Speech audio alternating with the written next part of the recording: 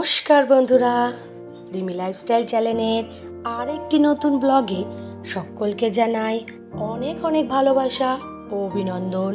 আশা করি দূরে কাছে যে যেখান থেকে ভিডিওটা দেখছো সকলে ভালো আছো, আর তোমাদের ভালোবাসায় আমিও খুব ভালো আছি। বন্ধুরা, আজকের ভিডিওটা শুরু করলাম এখান থেকে, আসলে বাইরে উঠোন ঝাড় দেওয়া থেকেই।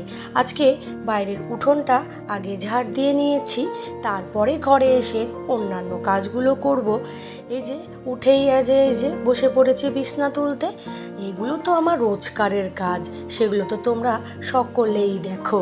আমার রোজকারের কাজের মধ্যে এগুলো তো আমার বড় অংশ বলতে পারো। এগুলোকে তাড়াতাড়ি করে যদি শেষ করতে পারি তাহলে আমি অন্য কাজেও আরও বেশি করে নিযুক্ত হতে পারবো তাড়াতাড়ি করে। তাই সকালে উঠেই উঠোনটাকে আগে ঝাড় দিয়ে নিয়েছি। এবার এসেছি ঘরের একটু পরিষ্কার পরিচ্ছন্ন করব। রোজই তো পরিষ্কার পরিচ্ছন্ন করি, তাও যেন পরিষ্কার পরিচ্ছন্ন করে রাখতে পারি না। কি আর বলবো, সকালে চা থেকে শুরু করে রাতে খাবার পর্যন্ত এই যে ছোট্ট ছোট্ট কাজগুলো যেন সংসারের একটা অদৃশ্য রুটিনে বাঁধা। এই বাঁধনটা কিন্তু খালি চোখে দেখা যায় না, কিন্তু এই ছোট্ট ছোট্ট সুন্দর কাজগুলোই একটা ঘরকে সুন্দর সংসার তৈরি করতে পারে। আমি ঠিক বললাম তো বলো বন্ধুরা? এই বিছনা তোলা, ঘর ঝাড় দেওয়া, ঘর মোছা, এগুলো তো আমাদের নিত্য প্রতিদিনের কাজ, বলতে পারো বাড়ির বউদের। তাই জন্য কাজগুলোকে তাড়াতাড়ি করে ফেলতে হবে, এই চিন্তাধারা নিয়েই সকালের বলতে পারো ঘুমটা চোখটা খোলা পর্যন্তই বিছনায় উঠে নেমে পড়ার পর থেকে এই কাজগুলো মোটামুটি চলতেই থাকে। যাই হোক, কথা বলতে বলতে বাইরের উঠোনটা তো ঝাড় দিয়েছি, তোমরা দেখতেই পেলে। ঘরে এসে বিছনাটাকে গুছিয়ে ফেলেছি। এবার এসেছে আজকের এই মেশিনটার একটু ভালো পরিষ্কার পরিচ্ছন্ন করব। আসলে মেশিনগুলো খুবই জটিলভাবে তৈরি করা, তো একটু যদি ঘরের কাজ করা হয় তাহলে ধুলো একেবারে জড়িয়ে পড়ে। তাই সুতোগুলোকে আজকে খুলে ফেলালাম। এই মেশিনের সুতো কেউ খোলে না, আমি খুলে ফেলালাম আজকে, কারণ এই মেশিনে সুতো ভরতে না অনেক সময় লাগে। কি যে বলবো, আমি যখন ভরতাম আমি জানতাম। অনেকে এই মেশিনে সুতো ভরতেই পারে না, আসলে খুব সূক্ষ্মভাবে ভরতে হয়, কিন্তু আমার কিচ্ছু করার নেই। সুতোগুলো দীর্ঘদিন ধরে এইভাবে থাকার চোটে ধুলো জড়িয়ে যাচ্ছে, আর এই সুতোগুলো না এরপরে কাজ করতে পারবে না। তাই আমি আজকে মেশিনটাকে সুতোগুলো খুলে ভালো করে পরিষ্কার করে নিয়ে রেখে দিয়েছি। এবার এই যে ওই পাশের ঘর তো দেখতেই পাচ্ছ ঝাড় দেওয়া হয়ে গেছে, আর এদিকের ঘরটাও একবারে ঝাড় দিয়ে পরিষ্কার পরিচ্ছন্ন করে বের করে নিয়ে যাব। আসলে আমার এটাই তো ডেলি ব্লগ, প্রত্যেক দিনে আমি কী কী কাজ করি সেইগুলোই তো তোমাদের সাথে শেয়ার করি ভালোবেসে, আর তোমরা ভালোবেসে সেই ভিডিওগুলো খুব যত্ন সহকারে দেখো। আমার খুব ভালো লাগে তো যখন ভিডিও দেখো, সুন্দর একটা কমেন্ট করো, আমার দেখতেও খুব ভালো লাগে।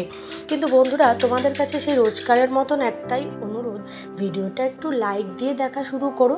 দেখা যায় কি, আমার কমেন্ট অনেক বেশি কিন্তু লাইক থাকে না।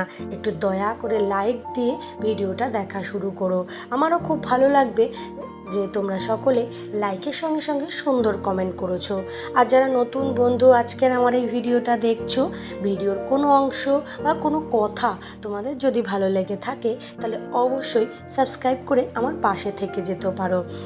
একে একে বন্ধুই তো একদিন 100টা বন্ধু তৈরি করবে, আর তখনই তো আমি এগিয়ে যেতে পারবো, আর তোমার সঙ্গে তোমাদেরকেও এগিয়ে নিয়ে যেতে পারবো। এই আশা নিয়ে সত্যি কথা বলতে ইউটিউবে কাজ করছি, জানি না এই আশা কবে পূরণ হবে। যাই হোক, অনেক কথাই তোমাদের সাথে বলে ফেললাম। যাই হোক, এবার ঘর দুয়ার পরিষ্কার করে চলে গেছে মেয়ের একটু প্রজেক্টের কাজ করতে। প্রজেক্টের কাজ বলা ভুল, একটু হাতের কাজ করতে। আমরা আগে হাতের কাছে মাটির জিনিস তৈরি করতাম, এখন স্কুল থেকে করা ইনস্ট্রাকশন দিয়ে দিয়েছে মাটির জিনিস ছাড়া বাকি সমস্ত জিনিস তৈরি করে নিয়ে আসতে হবে। তাই আমি ভাবলাম যাই গিয়ে একটু বড়দির সাথে, বড় জায়ের মেয়ের সাথে বসি, ও একটু আমার হাতে হাতে করে দেবে আর তাড়াতাড়ি হয়ে যাবে। আর একদিনের মধ্যে করা, এর থেকে বেশি আর কিছু ভাবতে পারলাম না বন্ধুরা। এই যে গাছের একটা ডাল নিয়ে কাগজ জড়িয়ে আর কটা কাগজের ফুল দিয়ে, কাগজের পাতা দিয়ে এই গাছটা তৈরি করলাম। জানি না কেমন হয়েছে, তোমরা অবশ্যই যদি ভালো হয় একটু কমেন্ট করে জানিও, আর খারাপ হলেও কমেন্ট করে জানিও। দেখো, বানিয়ে ফেলেছি এই গাছটা। আপাতত এটাই দেখিয়ে আসুক, কারণ হাতে সময়ই ছিল না। 1 সপ্তাহের মধ্যে পরীক্ষা, তার মধ্যে করা সম্ভব সম্ভব হয়ে ওঠেনি সুন্দরভাবে, তাও চেষ্টা করেছি। আর এই যে যেদিকে রান্না করেছি চাটনি, লতি, আর ওইদিকে হচ্ছে ডিমের কারি।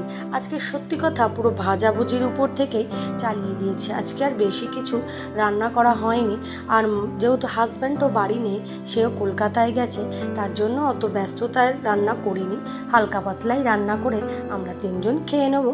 হাজব্যান্ড আস্তে আস্তে অনেকটা বেলা হয়ে যাবে, আর বাইরে থেকেই খেয়ে আসে যেদিন কলকাতা যায় তখন। যাই হোক, এই যে হাজব্যান্ড চলে এসেছে, এবার একটু নিয়ে এসেছে কাঁচা মিঠে আম। আমার ছেলেটা দেখো ছোট্ট একটা আম খালি বলছে ও মা ঝুড়িতে রাখো, ওটা টক আম। ও বুঝতে পারছে না যে এই আমটার টেস্টটা আলাদা, তা বারবার খালি দিচ্ছে। আমি কি করব, আর কিছু না উপায় পেয়ে লেবুটা আর আমটা বার করে নিয়েছি, নিয়ে গুছিয়ে রাখতে হয়, তাই রেখে নিয়েছি। আর এদিকে ওর ছোট আমটাও এদিক ওদিক করা ছিল, তাই আমি বললাম তুলে রেখে দে। তাই যাই হোক, এবার এনেছে আম, না কেটে কি মানে উপায় আছে? আর ছেলে মেয়েরা তো টক দেখলে একেবারে পাগল বলা যায়। যাই হোক এনেছে, আমিও তাই ভাবলাম একটুখানি কাটি, বেশ ভালোই লাগবে এখানে আমটা খেতে। টক টক নেই তো, কাঁচা মিঠে আম তো খেতে ভালো লাগে, কিন্তু বেশ বেশ একটু হালকা টক, একটু বেশ অন্যরকম মিষ্টি মিষ্টি, বেশ অন্যরকম টেস্ট।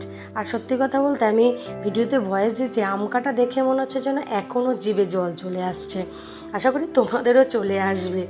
আম সত্যি কথায় টক জাতীয় জিনিস দেখলে সবারই মোটামুটি জিভে জল চলে আসে। আর আমি তো জানোই, মানে কি বলবো, এখন বলছি তাতেও যেন আমার জিভে জল চলে আসছে। যাই হোক বন্ধুরা, কথা বলতে বলতে ভিডিওর একদম অন্তিম পর্যায়ে চলে এসেছি। আশা করি তোমাদের ভিডিওটা ভালো লাগবে। আবার দেখা হবে নতুন একটা ভিডিওতে। আজকের মতন তোমাদের সকলকে জানাচ্ছি টাটা। আর তোমরা সকলে ভালো থেকো, সুস্থ থেকো।